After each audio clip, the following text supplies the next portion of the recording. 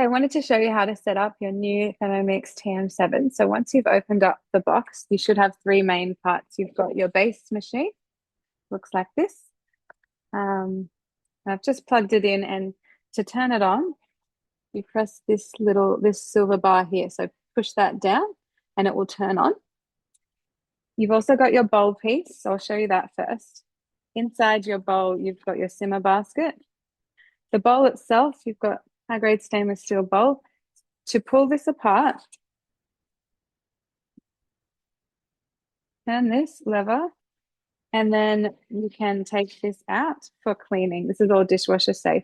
You shouldn't really need to clean this. I would hand wash it, but apparently it is also dishwasher safe. And the blades pull out. So you've got your solid and steel blades there. To put it back together again, just sits back inside, same way it came out. Blades go back in, and then spin this back where it was. That's your bowl. Then you've got your lid, looks like that. And you've got a cap on top that just spins off. To put it back on, push it on, and kind of, if you give it a little spin, it seems to lock in a little bit better, but it really does just sit there. So the bowl sits on top of the base plate with the handle facing out towards the screen, and your lid for most things, well, for everything with the cap, unless you're using a Varoma, but for most things, your lid just sits on like that. If you're wanting to use your Varoma, which is your steamer, this is a nice deep dish, you would take this cap off and sit it on top. You can also add another layer if you want to, if you're wanting to steam two different levels, and then your lid. So that's your Varoma sitting on top of your bowl. If you don't want to add the tray and you're just cooking one layer, take that out. You don't need it. The other part we have here is our simmer basket. So this sits within the bowl. To get it out, because it's hot after you've been cooking, obviously, there is a hook on the spatula here that you can use. You just need to get the right angle, which I'm still getting used to, but it'll take you a few goes. You hook it in to a little hole that's here to get that out.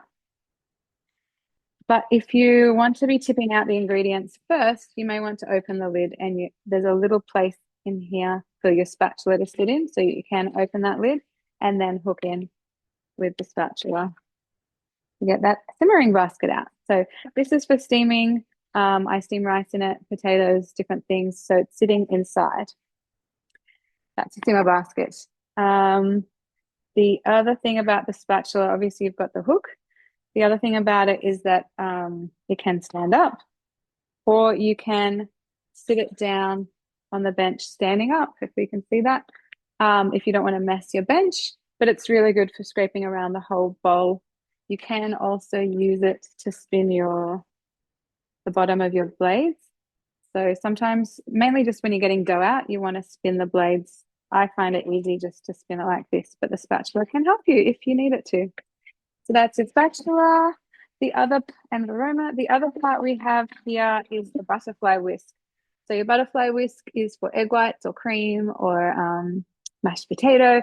The recipe will ask for butterfly when it needs it. So when you want it, it sits on top of the blades. Officially, it doesn't matter which gap you put it in, but we have found if you put it to the left of the highest blade, it locks in a little bit better, and then just give it a little anti-clockwise spin, and it's all nicely set in place. There is a rule with the butterfly not to go past speed 4, and the recipes will never tell you to go past speed 4, and it is written on it. If you see sort of faintly on your butterfly, it says max 4. So 4. Some people remember how it's like kind of 4 wings, speed 4. So that's all your pieces, right? Shown everything. Okay, so now I want to show you the screen itself. For getting set up, my lid's back on. Getting set up. Oh, sorry. Hopefully you can see. So when you first turn it on, press start, And you're going to want to choose where you live and go through the safety instructions. So making sure you only use the given attachments is really important. Don't place it too close to a heat source, like especially a stove that has a flame. If it were to overboil, this shouldn't be something that really happens, but if it were to overboil, just stop it by pushing this silver button here. That's the fastest way to stop the Thermomix. Do not overfill. So this is why I said it shouldn't overboil. If you have overfilled it, there's always a possibility, but inside the Thermomix bowl, there's capacity markings. So there's a max there at 2.2 liters. I don't know if you can see it. I need to turn this up. Anyway, you'll be able to see it on your own. Don't overfill the Thermomix. Okay, so this is talking about making sure your blades are locked in properly. So basically what can happen, and it has happened before, but we're not going to let it happen to you. You promised me you won't let this happen to you. Sometimes people have this in the dishwasher and then they have this just sitting here. So that's what this message is talking about. Don't ever sit this bowl here unless your blades are locked in properly, because you may forget, or someone else in the house may come along and go to tip water in there or milk for a smoothie or whatever it is. The liquid is going to go through that hole into the unit. You want to avoid anything getting in this raised section here. If mess gets all around here, that's okay. You just clean it off. That's not a problem. But this raised section, you do not want anything to get in there ever. So please don't put your bowl back onto your Thermomix base without those blades being locked in. And you can check by pulling tight, but yeah, just making sure the lever is all the way to the side.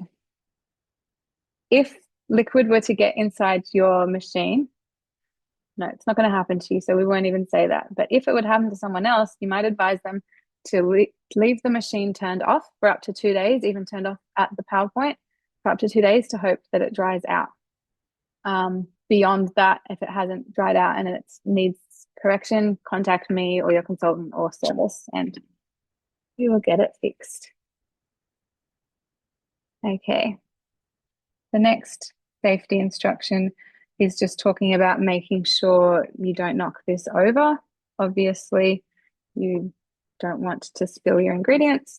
If the bowl is at lower than speed 2, it is able to be picked up. So, like, yeah, same as if it's unlocked. It is quite sturdy. Like, it would have to be quite a knock for it to be knocked over, but that's what the safety instruction, like, just be careful around your Thermomix so that doesn't knock off. Read all your instructions in your manual, and then you need to set up your Wi-Fi. Oh, okay, bear with me 2 seconds as I find this. Let me pause. Okay, I've just found my password and typed that in. And the next thing it's going to ask is to log into Cookidoo. So if you haven't already created an account, go to cookidoo.com.au. Please make sure it's the AU version and create an account. And then on this screen, you can just use the QR code. Give it a second and it's logged in. Oh, it's telling me to log in. So I'm going to put in my details. Okay, login complete. And now it's connected. It does it in real time. So continue with the next step. It's giving us 3 options for what your home screen is going to look like. So you've got daily inspiration, being organized, or having your tools. I'm going to choose that I like having my tools and press select.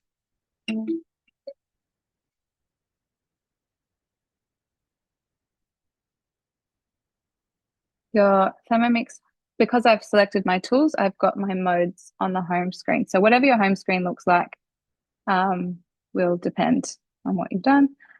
Yeah, great. Your recently cooked will be here. once you've started cooking. So I'm going to go through all these options now. So the next tab down is the search button.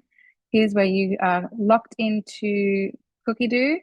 You can search by anything. So if you know the name of the recipe you want to make, you can type in the name. But if you don't even know what you want to make, you can type in an ingredient you are wanting to cook with, and it will bring up all the matches. So I've got 1,500 different chicken recipes that I can search through. You can narrow down your field by putting a specific category, a time that you're wanting it to take, or portions, or if there's any allergies or restrictions, you want to exclude those ingredients. Basically, you can change around those filters. So yes, the Cookidoo search bar is quite good. Once you've picked a recipe that you're wanting to make, like for example, I don't even know, let's make curry. You can press start if you want to just get going, or you can scroll down to have a look and see the ingredients, the steps, the tips, any notes you can add. There's tags for each recipe, a nutrition guide, and where you found or where those recipes can be found. And there's also some suggestions of what you may also like because you've liked this curry. Once you press start, it is going to guide you through the recipe one step at a time. So you just do what it says and press next.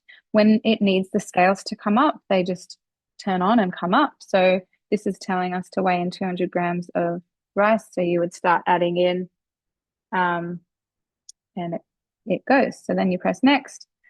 Just do what it says all along the way. Keep doing it. Once it gets to the part, okay, pretend we've added our ginger, garlic, chili. Once it gets to the part where it wants us to put the lid on, you've got this message over here telling you, put the lid on. So we will add that on top. And once I've done that, see the play button lit up. So if I take that off, you can't turn it on. Put that down and you're able to turn it on. So this is going to chop for 3 seconds, speed 7. So it's counting down over here, and then it automatically stops. We press next and we carry on with the recipe. So it really is just one step at a time. If you don't like what it did and you want it to do it again, you can actually go back. Say I want to chop it again for whatever reason. These 3 dots here, and I don't know if you can see. Each step has 3 dots next to it. So you press those and you can say set that as the current step. Same as if you wanted to skip a whole bunch of steps, like for example, the first few steps of this recipe are about cooking rice. If you want to skip the rice, you can just scroll past it and start at this part of the recipe and you're there. So yeah, the recipes are flexible. You can skip whatever step you want. But the idea is that you just follow along one step at a time while it's going as well. Like if I just go, what do I want to do? Okay, say I'm cooking here at this step. I've pressed play and it's cooking. It's got 16 minutes, so I can leave the kitchen. But say I want to look ahead and multitask or whatever, you can be looking ahead and go, oh, okay, I'm going to need my chicken soon. Now's probably a good time to cut that up into pieces. So looking ahead and seeing what the next ingredients are is quite helpful. You can press this back to current step, or you can scroll back up, and I'll just stop that now. So once you're going, so there's the play button, and then you'll notice there's the pause button, or the other way to stop it, as I said earlier, is to push this button. Now, while it is going, you can also, if it's at a speed lower than 2, you can also take the lid off at any point in time, have a look inside, add ingredients, do whatever you want, have a taste, put the lid back on, and just start it again. That's fine to do. You're welcome to do that at any time. If it's higher than speed 2, you can be within it. Come here and change it. So say you are on speed 4, for example. On speed 4, this is all locked in and the lid is locked. So if I want to stop it, then I would need to actually stop it, wait to hear the unlock, which sounds like that, and then I can look inside. But yeah, while it's going, you can change the speed around. You can change the temp around, whatever you want to do. Okay. I want to get out of this recipe. But yeah, that's guided cooking in a nutshell. Basically, those are all just one step at a time. You do what it says, and it's fabulous. So that's in that's our second tab. So we've got the home screen here, and then we've got our Cookidoo search. The other thing of Cookidoo search, if you don't type in anything, and if you just scroll down, you will find sort of inspiration, recommendations. So next we can go to the third tab, which is our bookmarked recipes. So you won't have anything in your recently cooked, but I will show you how you can bookmark recipes in a second. I'm going to show you Cookidoo in a few seconds or a few minutes. But these are the recipes that you have organized. So the magnifying glass is the whole of Cookidoo that you search through, and the book is ones that you've done something with. Then we have our mode screen. So on our mode screen, this is for people who want to come and cook in a Thermomix without following a guided cooking recipe. So you just want to come do your own thing and you're not in a recipe. So you could have a book open, you could have a recipe from your head, or you could be following an internet recipe, whatever. So the main one is manual mode. This is where you are in control of everything. So you've got your time options, temperature options, and speed. So you can come and tumble through to find how long you want to set it for, what temperature you want. You can either go forward or backwards. You've got some presets down here as well. And then you choose a speed, whether you want to go slow and you can go all the way through, or you can start by going higher as well, by going backwards. And because I've got a temperature on, it doesn't want us to do that, but I still wanted to show you. Yeah. So once you've set what you want it to do, you press the green play button. Now the other little button here is reverse. So once you've pressed reverse, that means it's going to turn backwards on the blunt side of the blade. And so it's really good for a lot of dinners, like think pastas and stews and delicate things that you just want to give a gentle stir to without chopping on the sharp side of the blade. So that's what reverse is. Now the other part of this whole screen over here are your scales. So it knows I've got my lid on. That's why it was like, why do you want to weigh something? But you're still allowed to weigh something with the lid on. You could put a bowl up the top or whatever, but usually you would take your lid off and it tears back to 0. And then as you're adding new ingredients, just keep pressing tear so that it is back to 0 for each one. So that's your manual mode screen. I recommend in the beginning following some guided recipes first before you get into manual, but you really are welcome to just come here and muck around with it. Okay. Then we have clean mode. So this is for once you've finished cooking something, you can come and choose what kind of clean you want it to do. You're going to add in some water and dishwash liquid or vinegar, or just water is fine too, and then choose what you want and press play. Now, all these modes have tips up the top right, so you can press show tips. There's a preparation tab and a tips tab. So all the instructions are there for all of these modes. Hide tips. That's clean mode. Then we have dough mode.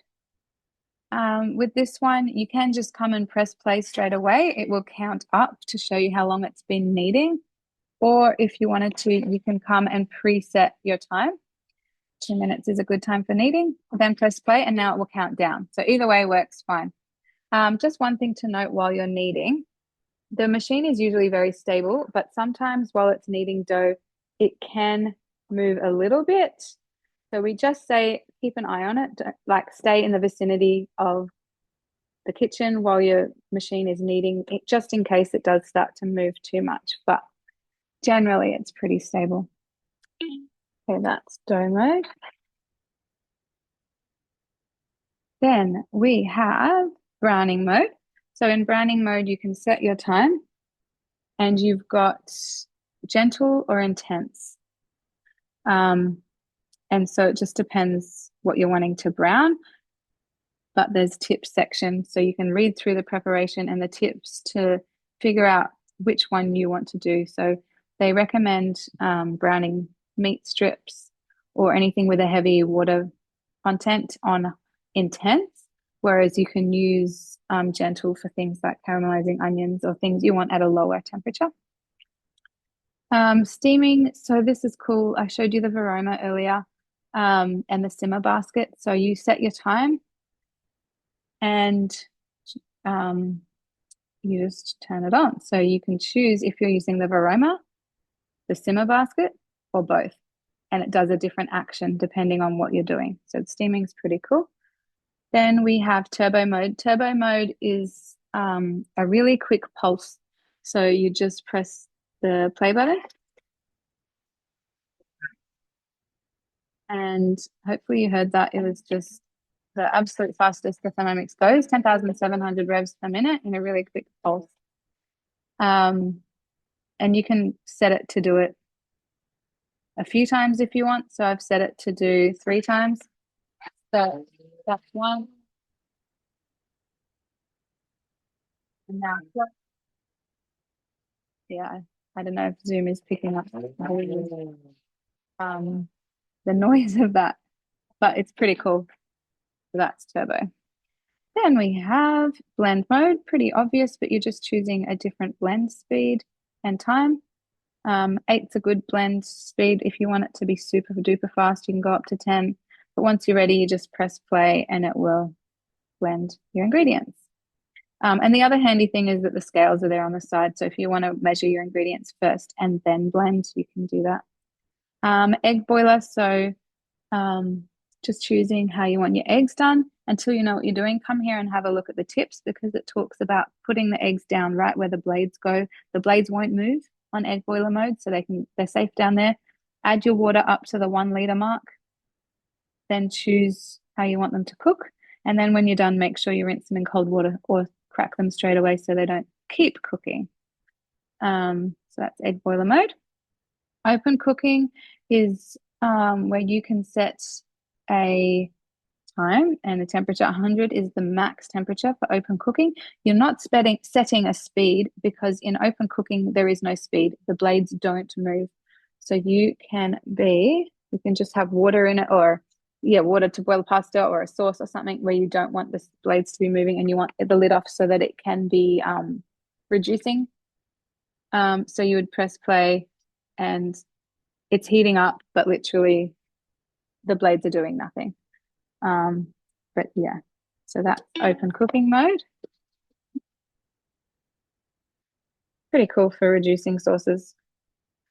Then we have kettle mode. So you're not setting a time, you're setting a target temperature.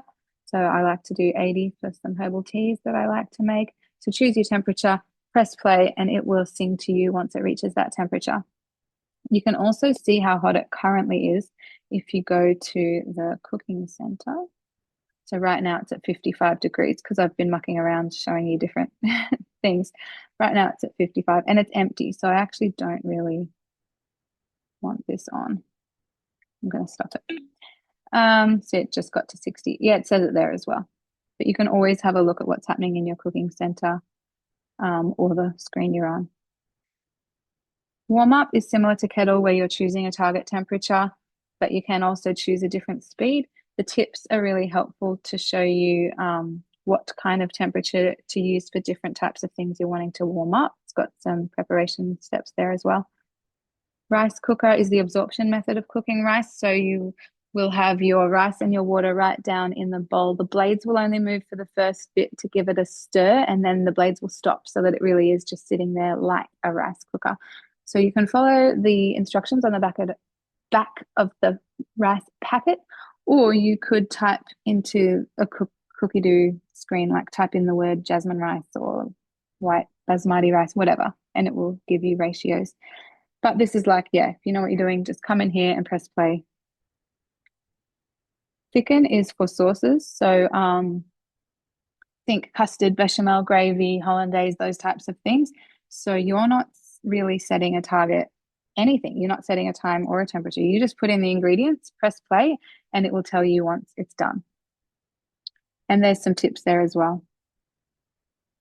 So it kind of talks about if you're using egg, do the 80 option, and if you're using a flour agent, then you would use the, where did it go?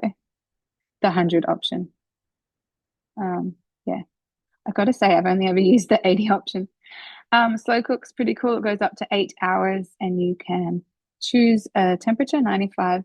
Oh, I was going to say, I thought 98 was the max. Yep. 98 is your max temp for slow cooking. And yeah, you just press go, ready to slow cook. Fermentation mode is for making yogurt, so really helpful. Also for proving dough, if you want to do that as well. But if you don't know what you're doing, I would follow a yogurt guided cooking recipe in the beginning at least. Sous vide mode's pretty cool. So this one is where you've got your protein in a vacuum sealed bag and you're choosing a very specific temperature. So you'll note that we've got them in 1 degree increments, just so your food is cooked to the perfect temperature. For sous vide, you'll want to have water in your bowl and put your bags in the simmer basket. Or you can also purchase at the mix shop a blade cover peeler, which I will just... Okay, so the blade cover peeler is helpful for use with slow cooking and also with sous vide cooking. So it sits on top of your blades. There's only one way it sits, so you'll know if it's in or not. Sits there, and then as it's spinning, whatever the contents are not making contact with the blades. So that's the idea behind the blade cover peeler. So for sous vide cooking, you have your protein in vac seal bags and sitting on top of the blade cover peeler, or if you don't have it, you can use a simmer basket. It's just that this is a smaller quantity, if like not as much fits in there, obviously. And now the next one I have to show you is the peeler mode. So that's also for this. So if you have this, you'll see these are not sharp, these little nodules, that they're raised sections. I wish I could show you better. But anyway, while this is spinning with water in the bowl, there's tips that teach you how to do it. But you add water, add your potatoes or beetroot, garlic, whatever you're wanting to peel. So as this is spinning, the water and the veggie is spinning around, and these nodules are rubbing off the skin of the potatoes. So that's how the peeler works. Just be mindful to stop it after 3. I would say for potatoes, I do 3 minutes. And have a look, because if you go too far, say you've already rubbed the skin off and then it's just keeping on going, you're also going to be rubbing away at the flesh. So I always think it's good to just stop, have a look, because you can always turn it back on again and keep it going if it's not finished. But once it's gone too far, that flesh really is rubbing away. So that's the blade cover peeler for slow cook, sous vide, and the peeler mode. Now there's 3 other buttons here, which you'll see. Grating, slicing, and spiralizing. That's for use with a future attachment that will be available for the TM7. We don't know when, sometime in the future. So at the moment, they're just placeholder modes that are there. And we do get software updates from time to time, so we will be expecting other modes to be coming, and you'll find them here. The next tab down here is where you find your weekly planner. So here's where you can find the recipes that you've organized, which I'll show you how to do soon. Oh, have I not organized anything? I actually don't think I have. Yeah, that's from what I've done last week. And we have tutorials and help. So there's some videos in here that you can watch. There's a 12-minute tutorial I recommend going through. You press this and it guides you through. So you just swipe down, watch the video, swipe down, and keep watching the videos. We've got some settings. So of note, a lot of people like to change the sounds, because the current setting is that the noise when it's finished keeps going for 15 minutes. But I for one prefer it to just only go once. You can also change the volume of it if you prefer. What else? You can change the brightness of your screen. You can also change the font to be larger if you want. You can change the scales to be in imperial mode instead of metric. You can also do a factory reset if you feel like you want to do a factory reset. In here, you've got your profile, so you may want to change that as well. So if I go to my profile, I don't want it to say Thermomix Chef. I want my Thermomix when it turns on to say, hello, Jacobsons. So let me change that. So now on my home screen, have a good one, Jacobsons. Yeah. So I've shown you all these buttons. The other one left is the cooking center, which I kind of showed you earlier. This is how you can access a timer in case you wanted to set an oven timer or say, I want to add veggies in 10 minutes, just come do that. It'll sing to you once it's done. And your scales and clean mode are always accessible here as well. And as well as if you were in a recipe, that would be open there as well. So they're all the buttons on your TM7. I want to show you how to use Cookidoo quickly. We're almost finished. I know there's a lot to learn with the new Thermomix. So I'm going to share the screen.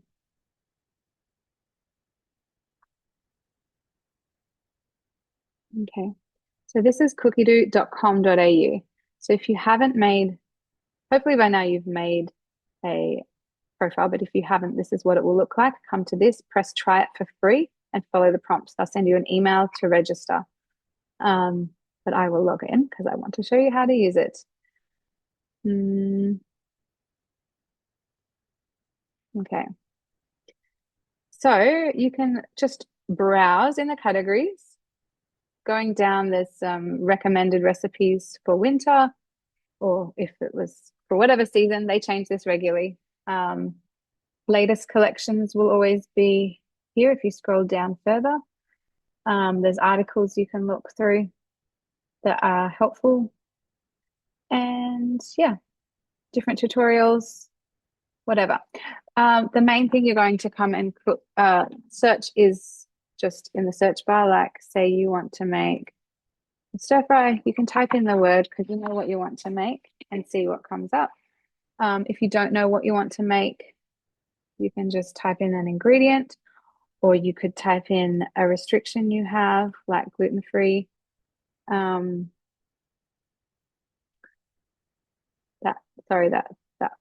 white chocolate raspberry thing just appealed to me just then. Yes, you've got things you can type in. So say you're coming up to Christmas, it will give you inspiration, or Easter, or say you're having guests, you could type in the word entertaining and see what comes up. You could type in a cuisine type like Indian, see what happens. Yeah, the search bar is quite useful. Once you found a recipe you're wanting to make, you can press these three dots and organize it this way. So you could say, I want to cook it today, bookmark it, add to a list. So the lists, I've got lists, but if you don't have any, just press here to create a list. You can name them whatever you want them to be. And then you could also choose to organize it on a particular day of the week. Let's say I want to cook that on Monday. And you may also want to add it to your shopping list. So now when I come to my week, that will be there on Monday. It should be in my shopping list with a few other recipes. You can see which recipes you've put in here, or if you do it by category, it puts all your ingredients from every single recipe into the categories of the aisles, basically. So all your dairies together, spices together, etc. And then if you don't want to be the one doing the shopping, you can press these three dots to share it, or press order ingredients. And this is going to open up a third-party website called Whisk that automatically detects the ingredients you want. If you don't like the brand they've chosen, just press swap and you can choose a different brand. And when you're ready, add to your cart. I've got a lot of ingredients in there. Then, yeah, that's Cookidoo. The other thing to know is there's an app, Cookidoo app, so you can be logged in to the app and the website and on your Thermomix, and it all syncs together. But I do want to show you in the beginning, if you want to get your Cookidoo up, set up properly, come here and get rid of things you don't have. So if you don't have the cutter or the sensor, get rid of it, because otherwise you'll be in the middle of a recipe and it asks you for it. And you can update these filters. So I've chosen to have, you know what? I want all of them because, yeah. But I've ticked English and I have not ticked a country because I want all the English recipes to show. I don't want to be um, restricted by a particular country, and that's just me. So it just means I'm going to have extra recipes showing for me. Yeah, once you feel really confident, you can come into the recipes tab and go to created recipe. Here's where you can add your own recipes that your family likes. I've got a few in here. To do that, press the plus button and it will guide you through, showing you how to do that. There's also tutorials on how to do it over here, but it does just step you through. That's Cookidoo in a nutshell. And if you have other questions, just ask me. I also have a Cookidoo tutorial in my YouTube channel. So once you've organized those recipes, back here on this tab with the bookmark, that's where you find them. So that's where your bookmarks will be. Your lists are here. If you've saved any collections, they'll be here. And your created recipes, the ones that you've created and added in, are here. So that's how you've organized it on the website or the app and come to this tab, and that's how you find them again. Just some cleaning tips. There's a cleaning guide here in your manual that came with your TM7, but also just check that the pins underneath your bowl, those 5 pins, are really dry before you put them back into your base. And that's your Thermomix TM7. Happy cooking. And as always, let me know if you have questions. I'm here to help.